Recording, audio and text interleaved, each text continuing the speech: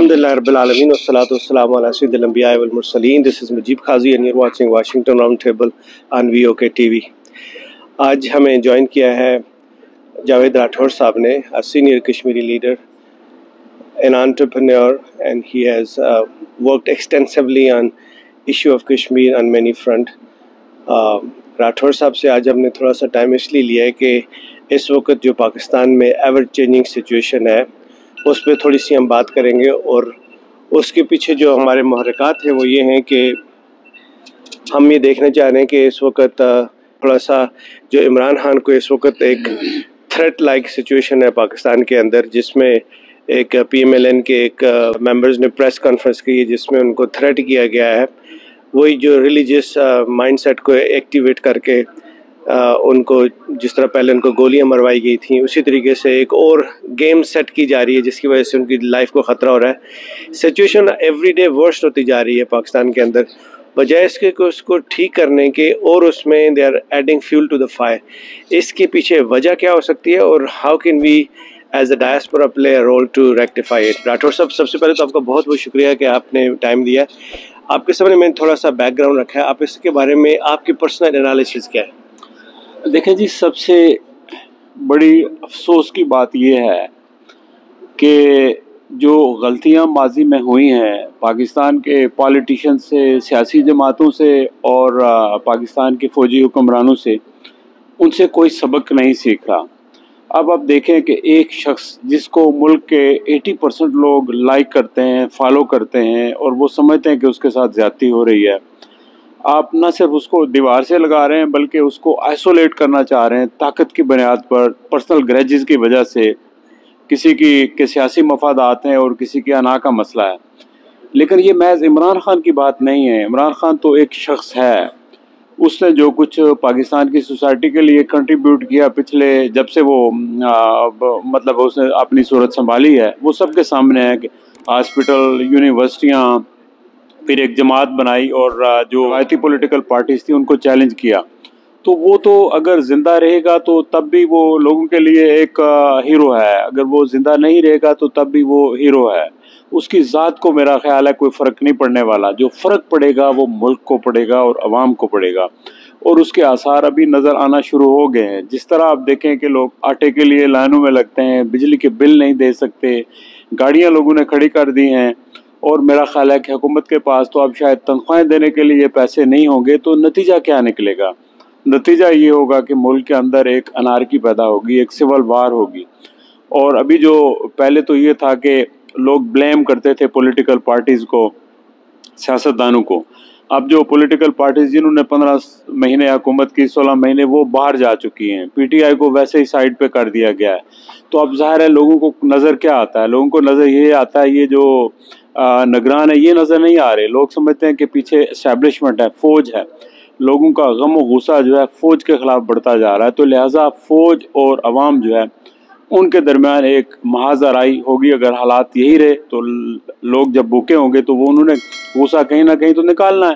تو ظاہر ہے جب فوج اور عوام کے درمیان جو ہے محاذ آرائی ہوگی, سول وار ہوگی, تو ملک کے اندر جو ہے ڈیسٹیبلائزیشن نہیں ہوگی بلکہ ملک کی ڈس انٹیگریشن کو نقصان پہنچ سکتا ہے. اور آپ کے جو ایسٹس ہیں, ابھی آپ دیکھ لیں کہ آپ ایئرپورٹس دے رہے ہیں, بندرگاہیں دے رہے ہیں, خدا نخواستہ کل یہ وقت بھی آ سکتا ہے کہ جب آپ بھوکے ہوں, آپ کے پاس کچھ بھی نہ ہو, تو آپ سب کچھ دینے کے لیے تیار ہوں گے. تو پھر اس کے بعد پاکستان کے ساتھ کیا ہوگا؟ کیا پاکستان کی انٹیگریشن سالمیت باقی رہے گی؟ آپ دیکھیں کہ لیبیا کے ساتھ کیا ہوا تھا. ہم تاریخ سے کیوں نہیں سبق سیکھتے؟ ہم ارد گرد ہونے والے واقعات سے سبق کیوں نہیں سیکھتے؟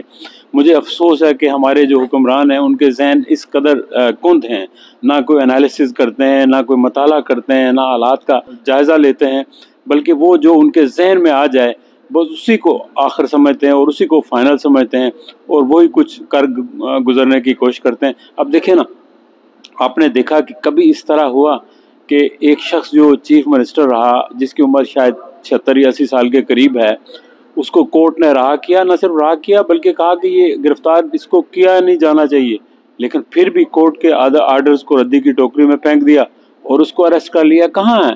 آئین کو پامال کر دیا, جمہوریت کو پامال کر دیا, اپنے موریلٹیز اخلاقیات کو پامال کر دیا, ہماری جو روایات تھیں ان کو پامال کر دیا. پیچھے بچ کیا رہا؟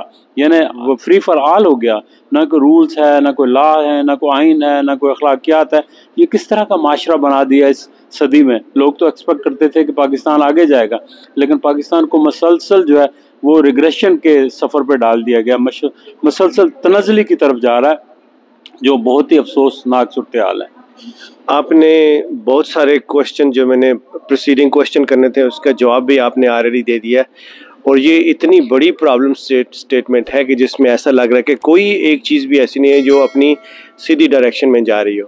ہمارے پاس آخری 2 منٹ ہے، میں آپ سے یہی پوچھنا چاہوں گا اس وقت امیڈیٹلی کامن سینس کیا بتاتا ہے جی کہ آپ کون سے وہ سٹیپس لیں، 1 2 3 یہ سٹیپ آپ ابھی لیں تاکہ کنٹری واپس اپنی ڈائریکشن پہ آ جائے گا. اس کی وجہ یہ ہے کہ آپ نے رائٹلی فرمایا کہ اس وقت جو انارکی پھیلی جا رہی ہے، جو سول وار شروع ہونے والی ہے ملک کے اندر، مین اسٹریم میڈیا کو منع کیا ہوا ہے جی کہ آپ نے کوئی رپورٹ نہیں کرنا، بٹ ریئلی ریمینس کہ آپ کے سارے بل جلائے جا رہے ہیں، سول ڈس اوبیڈینس ایکچولی سٹارٹ ہو گئی ہے. لیکن ہمارے جو اسٹیبلشمنٹ ہے اس کو کچھ فکر ہی نہیں ہے کہ بھائی کنٹری جو ہے وہ ڈاؤن ڈائیگنوز کر رہی ہے اور آپ اپنی ضد پہ اڑے ہوئے ہیں. تو تین چیزیں میں آپ کو کہوں گا سجیسٹ فرمائیں آپ. میرے خیال میں پہلی 2 جو چیزیں ہیں نا، پہلی تو بات یہ ہے کہ ہر آدمی جو ہے جس پوزیشن سے ہے وہ واپس آ جائے، اسٹیبلشمنٹ اپنا کام کرے، وہ سیاست سے بالکل کنارہ کشی کرے اور آئین کے مطابق الیکشنز کروائے، اور جو پارٹی بھی برسر اقتدار آئے اس کو حکومت کرنے دے، اور پھر وہ جانے اور حکومت جانے اور عوام جانے. سب سے آئیڈیل چیز یہ ہے. دوسری بات، اگر آپ نے آئین کے مطابق چلنا ہے، دوسری بات اگر آپ کوئی آئین سے محاورہ کرنا چاہتے ہیں، آئین سے محاورہ تو آپ کے پاس آپشنز نہیں ہیں، لیکن پھر بھی جو صورتحال ہے پاکستان کے اندر اس کو پیش نظر رکھتے ہوئے میرا خیال ہے کہ اگر ساری جو پارٹیز ہیں وہ سب کے عمران خان کو بھی رہا کریں، ساری پارٹیز کے ہیڈز اکٹھے ہوں اور وہ خود جو ہیڈز ہیں وہ سامنے نہ آئیں، اپنی ٹیم دیں اور 10 یا 20 سال کے لیے ایک پلاننگ بنائیں کہ پاکستان کو ہم نے 10 سال میں کہاں کھڑا کرنا ہے، ہمارے پرابلمز کیا ہیں، لانگ ٹرم سولوشن کیا ہیں، شارٹ ٹرم سولوشنز کیا ہیں. تو ایک نیشنل گورنمنٹ بنے جو 1 یا 2 سال کے لیے، اور پھر اس کے بعد لیکن اس میں آرمی بالکل شامل نہ ہو. اگر آپ یہ کہیں گے کہ وہ حکومت ایسی بنے پیچھے سے آرمی کنٹرول کر رہی ہو تو وہ کچھ بھی نہیں ہوگا. لیکن اصل حال تو یہی ہے کہ کانسٹیٹیوشن کے مطابق چلیں. یہ 2 ہی چیزیں، کوئی تیسرا مجھے نظر نہیں آ رہا. بہت شکریہ خواتین حضرات، ہمارا ٹائم ختم ہو گیا. بڑا ایکسٹینسو ڈسکشن ہو رہی تھی لیکن انشاءاللہ اس پہ دوبارہ بات کریں گے. Take good care of your self. السلام علیکم ورحمۃ اللہ وبرکاتہ.